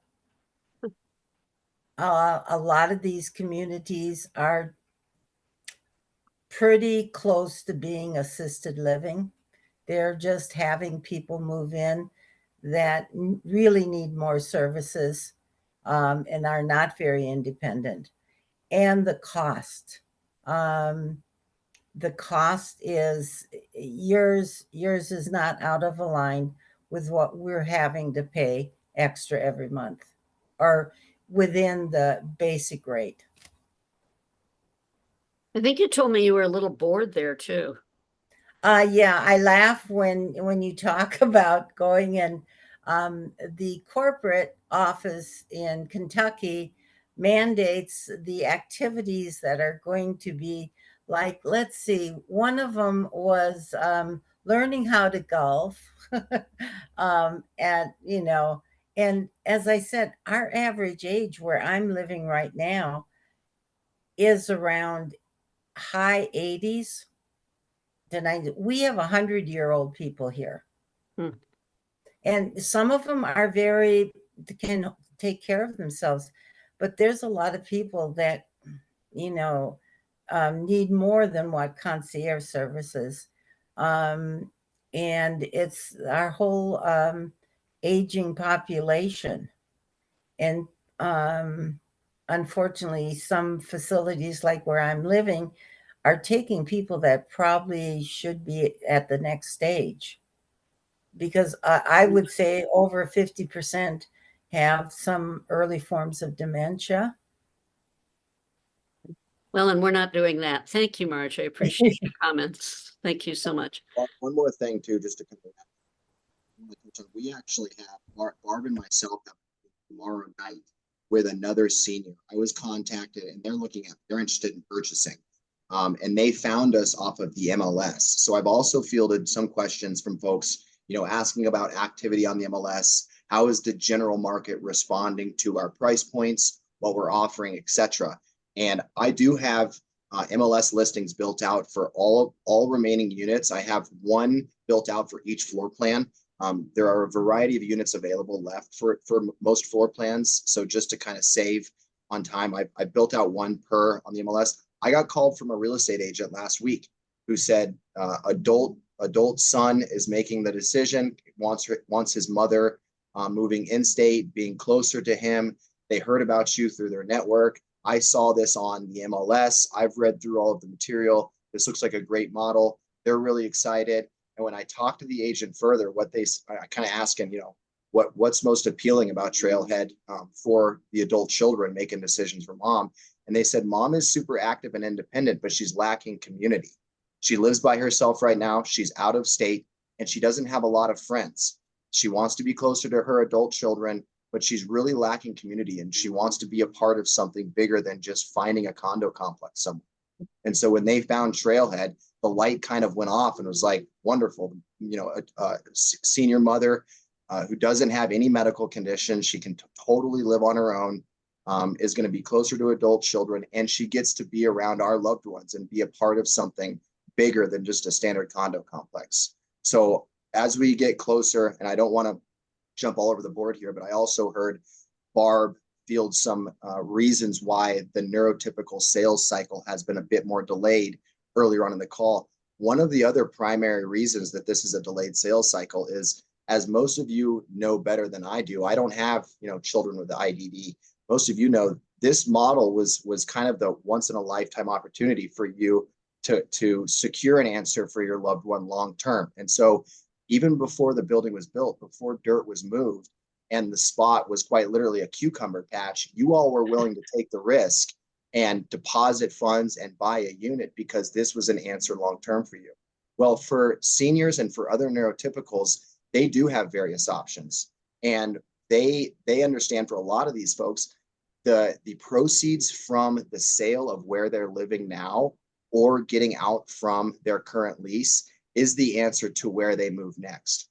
And so again, I go back to the various housing fairs that I've been a part of and the community engagement that I've done, a lot of the research that I've done. The people who have expressed interest to me, I can't tell you how many times I get, oh, that sounds wonderful. Can I go view it this weekend? Can we walk through the building this weekend? Can I take a look at units this weekend? And we all know that the building isn't built yet, but I'm just pointing to the fact that as we get closer to our grand opening, certainly once the building is open and operating, we have, all of us are in there, moved in, all of our loved ones are moved in. That's really when we get to show the building off. I get to walk through there with interested parties. They get to see what life is like at Trailhead. They get to understand, okay, now I can list my home or my apartment or my condo because I have a closing date on the horizon where proceeds can fund that move. So I just wanted to put that out there as well, that the neurotypical population has a different sales cycle than the IDD population because of a difference in needs right now. So last thing I'll share. I want to address the second half of that question just real quickly about staffing going up. Remember I said the banks needed to see our budget? That was 4.5 years ago. Did anybody notice minimum wage has gone up since then? I don't know how to control that, guys. I don't know how to control it, but we're working on it, and we shifted the budget around and moved some things to mitigate some of that. And we're gonna, there's some more questions about staffing, and I have some answers there too, but let's go back to Jane's. Okay, so the next one was from Karen Whitehead and Doug Hurd. In regards to the concierge staff, they said 100% support this, but real world tells me we will have to pay more per hour and figure out excellent training and sustainability of employees. Based on my experience in front desk and concierge work for a large hotel chain, I sadly have to share that $18 to $19 an hour employees are often no-show, very late and leaving within 90 days of being employed. We will have to think very hard on how to get a reliable workforce for this critical mission.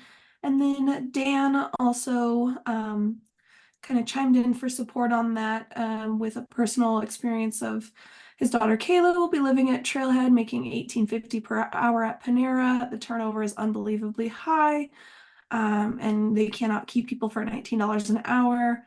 May need to be higher. I know, James, you had touched on that in the chat. Maybe you want to take that one. Yeah, absolutely. Go for it, Barb, if you No, want. you go ahead, but I definitely want to talk about training and retaining staff. But go ahead, James. I'm really happy that this was brought up, frankly speaking. About 6 months ago, I had that, and I still possess the same concern that is expressed here by Doug and Dan and everyone else, and Karen. It's it's a challenge, and I'm not going to shy away from pretending like it's not going to be a challenge. We are looking for all stars to do a special job at very minimal pay. So the good news, where I can kind of get some hope from, is in my other half of my professional career, is this is exactly what I've seen be accomplished when you have a few things set in place, when you have one, great leadership in place, a great community surrounding that leadership. A lot of that's going to be you guys, that community, a lot of employee engagement, clear employee training and growth. And then ultimately, we have to have a culture of accountability, and we have to uphold a standard. And that's going to take some time to put in place. My my other half of my professional world, that's kind of what I get the chance to do with various companies in other realms. But I'm not going to shy away from this concern because it's at top of my mind right now, and this is my number one initiative. The number one goal for me currently is we don't want to turn and burn staff. That's the worst thing we can do.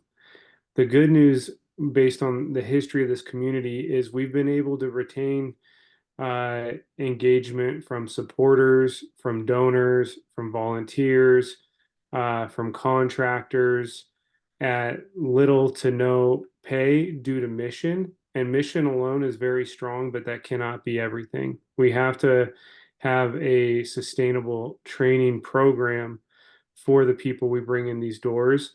And ultimately, what I would like to see happen at Trailhead Community is for it to, ironically enough, be a stepping stone to either career growth for that individual down the road, potentially somewhere else.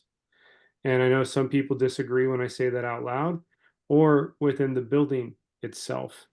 When we first put together this initial budget years ago, I think Barb might have mentioned this. Our minimum wage was our hourly rate that we were throwing around at that point was like $14 an hour, and now we're at $19 an hour per the budget. So it's definitely going to be a challenge, and something I'm so glad you guys brought up. This is the first time I've actually heard someone not on the executive committee bring this up, and we don't have all the answers. And that's typical for this community, not to have all the answers. But one thing that's also typical is we will figure it out.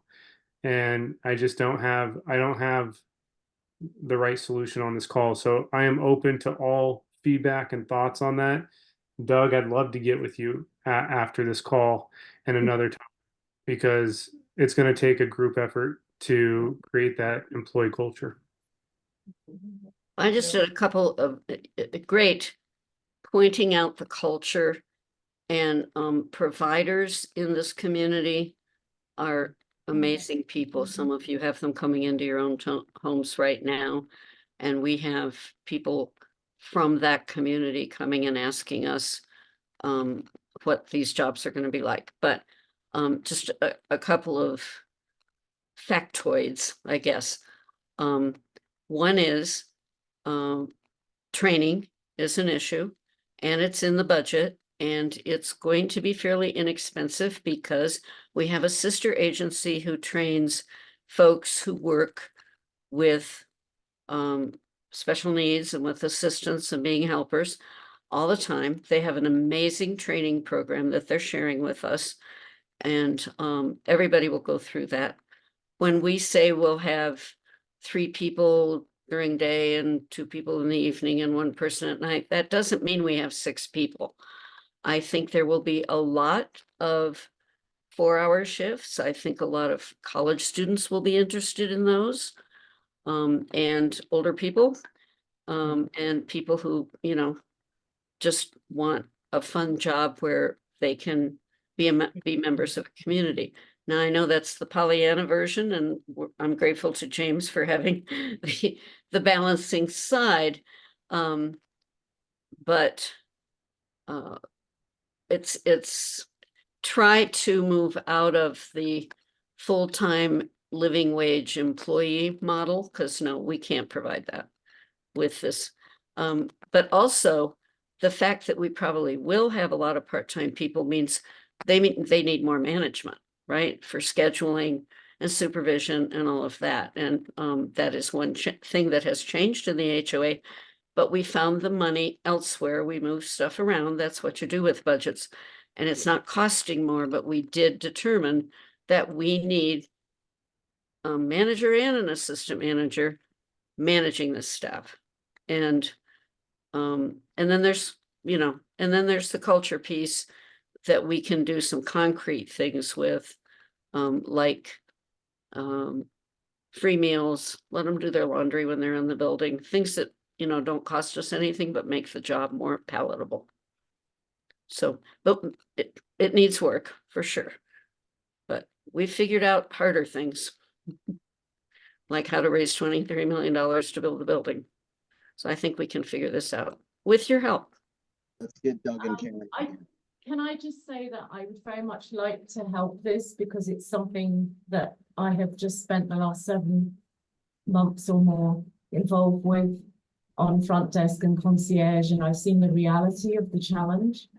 And even when people can have as a big benefit of only staying for $25 or $0 at any Hilton worldwide, they still don't turn up at $18 to $19 an hour.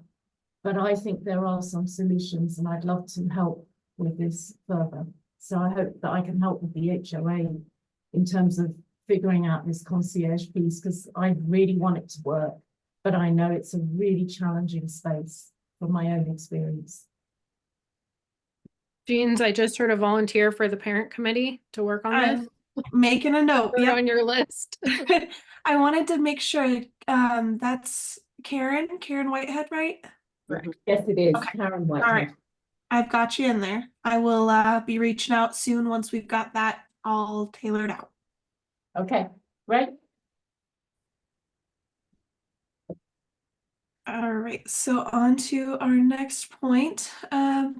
Adrian asked for the units that are rented, is there also the equivalent HOA added, or is the HOA included in the rent? I know we touched in the chat, but may want to highlight it here as well. Absolutely positively included in the rent. That's why the rents are more than the HOA fees. Because the renters have to pay for their HOA fee as well as all of the other stuff that you have to pay for managing a unit, the property taxes and the insurance and all of the other stuff. But it's actually the owner of the unit that pays the HOA fee, and they pay it by collecting the rent.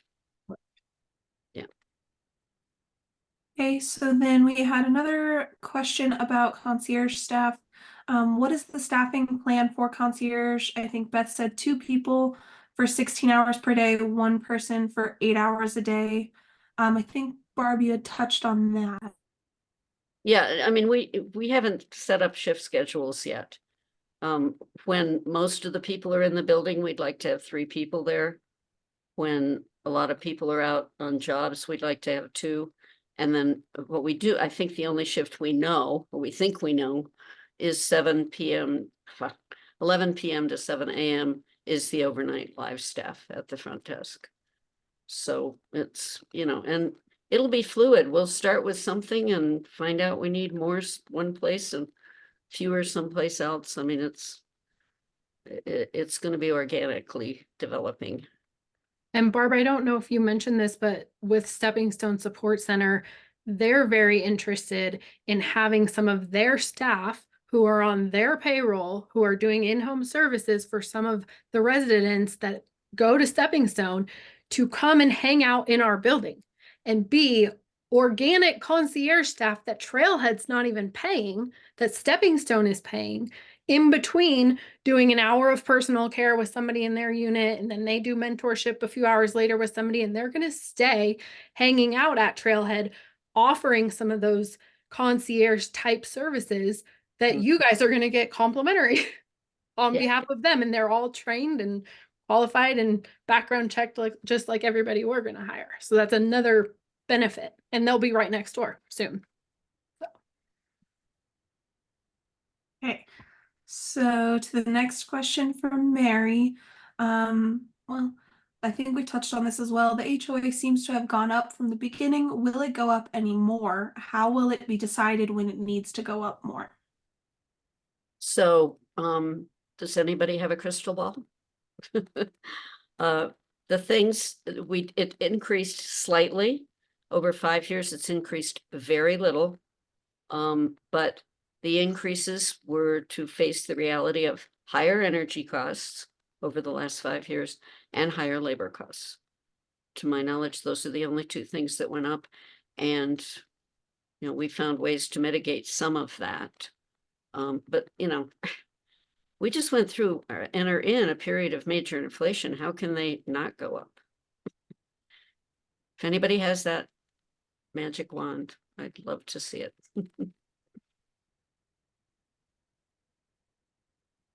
Okay, so on to our next question. From Adrian, of the 20 units that will be held by Stepping Stones, are those neurotypical or IDD or both? I'll jump in here. So yeah, and like I mentioned in the chat too, the overall mission of this roughly 50-50 demographic split between neurotypical and neurodiverse is true of the rentals as well. So, I think you've heard us say multiple times, it's not going to land on exactly 50-50. So, the 60 units that are for sale, we don't expect that it'll land right at 30-30. We're willing to give a little bit on that threshold, but going back to it's the same principle as why we have the concierge staff. Trailhead would not be Trailhead if we were not integrating a neurodiverse community. And that needs to remain true for our rentals as well. Marge is one of our renters, so she's here on this call. The good news is that our neurotypical rental units, they're the same price as the IDD units. That's an obvious statement, but we've leased out all of our neurotypical units. So the neurotypical sales cycle is delayed because they need to procure those funds from previous sales. They want to go see the building once it's complete. For a variety of reasons, you've heard us say why the neurotypical sales cycle will be a bit delayed. But for the renters, there's plenty of aging in place golden agers who are priced out of the rental market and who jumped at our available rentals, and we have those leased up. So the neurotypical renters are in place and purchasers are coming. But short answer is yes, rentals will mimic the overall mission of the building of 50/50.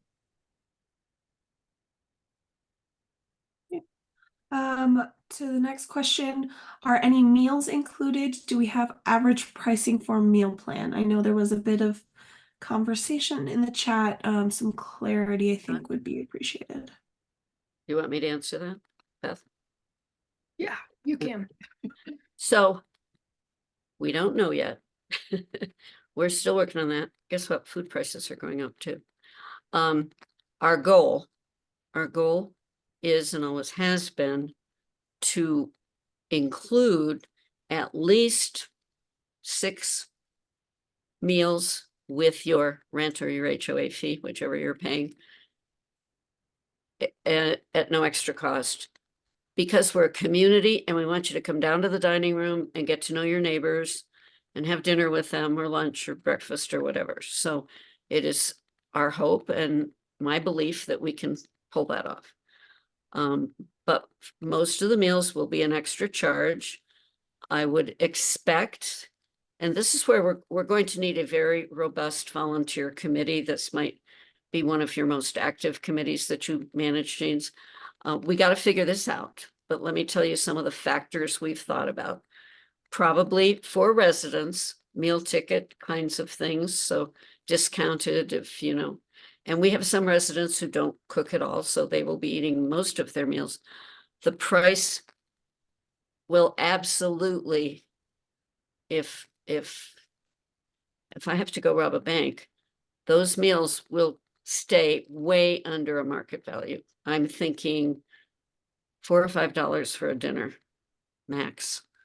How are we going to do that? Well, for starters, within walking distance of our building, we have 2 food pantries, both of whom have said, we'll prepare boxes for you guys. We have put extra storage in our kitchen, freezers and refrigerators, and we qualify, because we have affordable rentals, to get food from Food Bank of the Rockies. And for those of you who haven't had experience with them, I worked with Stepping Stone Support Center. They get most of their food pantry stuff from Food Bank of the Rockies. And I'm not sure what the price is today, but 4 years ago, you could get 25 pounds of meat for $25. Now it's assorted meat. It's all frozen, could be steaks, could be ground beef, could be anything. That's why we have extra refrigerators. We'll put the ground beef here and the steaks here and the pork chops there. And when we have enough for a meal, we got our meat for $1 a pound. And when you go to Food Bank of the Rockies, you never know ahead of time, but they have dairy and produce, whatever was available that week, completely free. And then they have canned goods, which you buy by the case at deep, deep, deep discounts. And so that will probably be a major source of our food. And we're not talking about something that somebody else threw away. I mean, we're talking fresh milk, fresh, and so that will be part of it. And what costs restaurants money? Well, food, but that's not the major thing. one of the major things is labor. We have seniors and residents who can't wait to get into that kitchen and do food prep and stir up some stews and some soups and get that all going. So labor will be down. We still have money for oversight because you want a kitchen run correctly. And of course, we will have to meet all of the, licensing requirements of a commercial kitchen. But that's about all I can tell you right now for the meals. And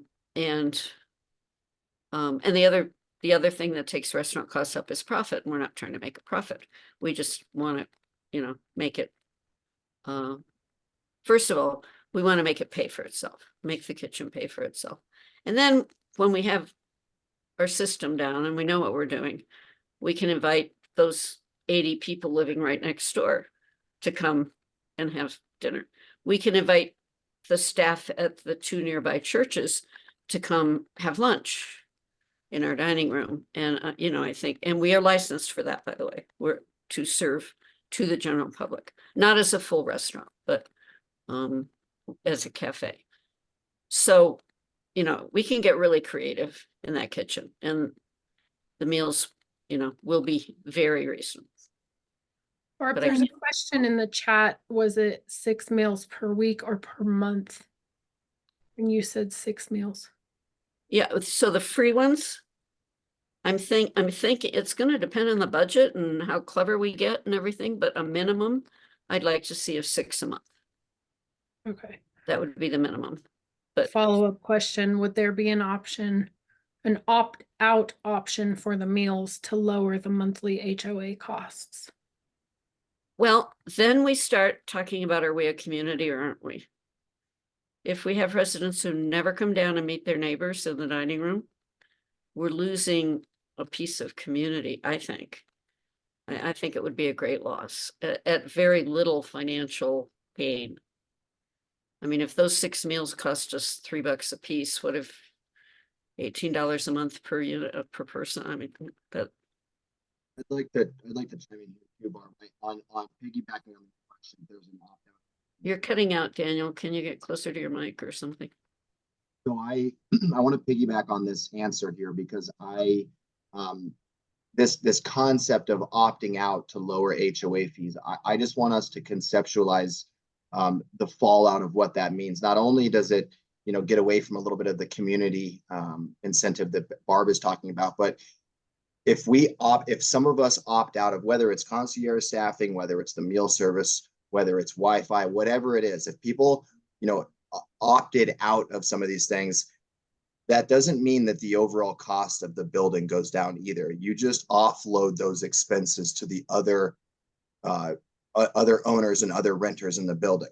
It's just because people, again, just conceptually here, if people were to say, well, we're not going to choose to use those services, those expenses have to be made up elsewhere. And so what we would end up doing is offloading that surplus of cost on the other owners, which obviously we can all understand it is not a fair trade-off here. So some of these things, the concierge service, the meal tickets, some of these things are just non-negotiable. They're included in the community. This is what the HOA will be doing. This is what the HOA fee is. We're all for creativity and figuring out ways to lower costs, to figure out how to staff the place appropriately.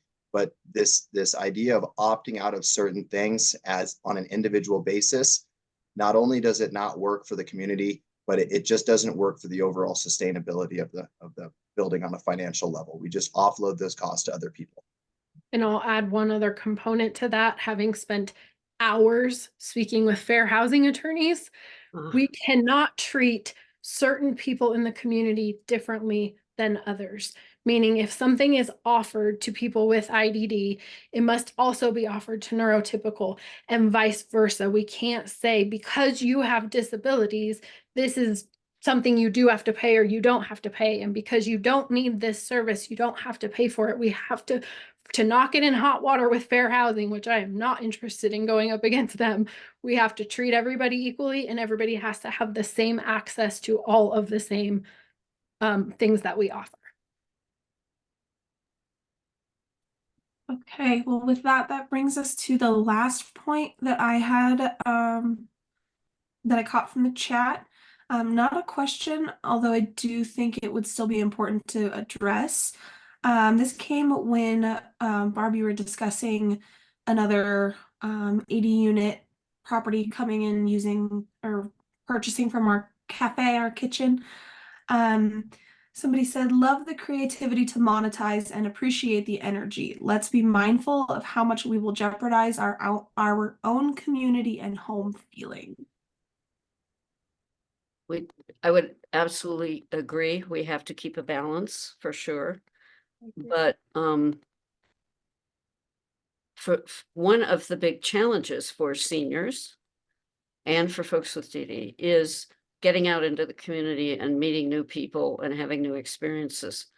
Those are hard to come by, whether it's lack of transportation or lack of mobility or not getting invited to the party or whatever it is.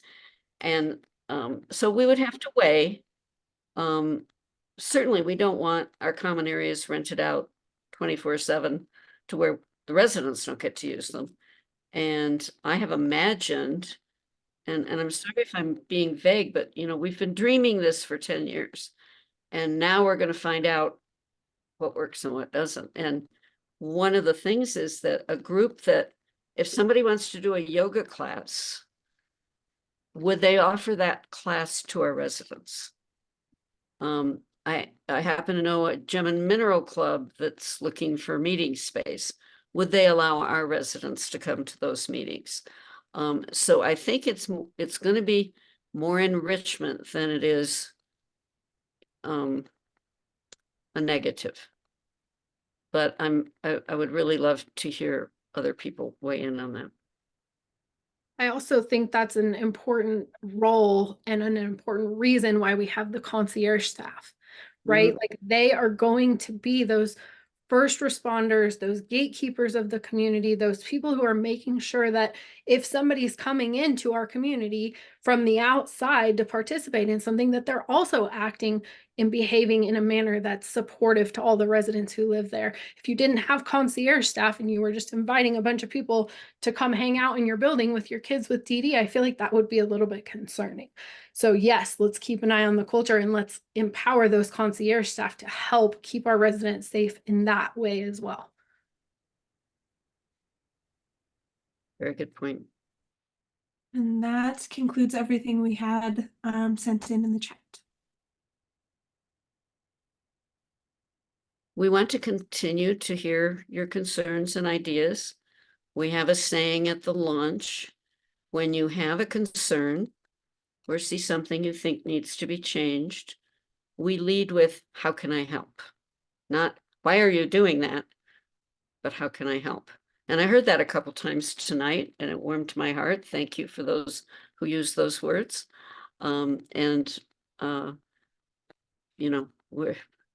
We can talk forever about what we've talked about, what we've thought about, what we've planned, what we've dreamed. But now they're not just our dreams, they're yours. And we want you to participate and let us know what you'd like to do. I can't wait to get people moved in and raise their hand and say, I want to teach a harmonica class. I want to teach a ballet class. I don't know, whatever it is. Or I want to take people to see musical theater. I want to do some musical theater in our little tiny theater. All of us have something to offer, and I think it's just going to really be fun. But none of us is going to be perfect. And so to swing back, and James will, I don't want to take your words, James, you say it so much better, but if you're into being a productive, useful, happy, cooperative member of a community, please join us. If you don't see the magic in what we're trying to create, there's plenty of apartment buildings all over Denver. And, we want you, if you see the dream and the vision, we have open arms. James, you want to close it out? Yeah, I just want to thank everyone for your time, questions, and participation. I know it's late, but these conversations are important. And once again, we also believe in extreme ownership as an executive committee. And one thing we'd like to take ownership of is we can always do a better job at communicating. And that's why we wanted to address everyone in this type of setting to be as transparent as possible. We have gotten feedback that we can do a better job at that, and hopefully, you guys view this as a first step. I also want to remind everyone if you guys know any seniors, we are hosting monthly information nights via Zoom by Daniel Hansen and Beth Brooks. Happy to provide those links for you. But again, it's just great information for potential seniors that will live in this community. And just wanted to close out once again saying that Trailhead community is founded with the strong belief in equality, inclusion, safety, independence, and productive and healthy lives for everyone living and working in this building. And thanks to you guys, we're going to achieve that. So we will send out the requested documents that were put in the chat here in the next few days. And as always, guys, we're not hard to find and we're easy to reach and happy to answer any questions at a later date after this meeting. Yeah, I'll be super quick. First of all, thank you all for coming. Secondarily, yeah, the info sales night that we'll be hosting will be on the first Wednesday of every month. First one is tomorrow night at 6 p.m. Links for that are on our website. So if you want to sign up for those, or if you know anybody else that's interested in living at Trailhead, direct them to our website. They can sign up there. And yeah, thank you all for being here tonight. Really appreciate it. Good night. Good night. Thank you, everybody. You.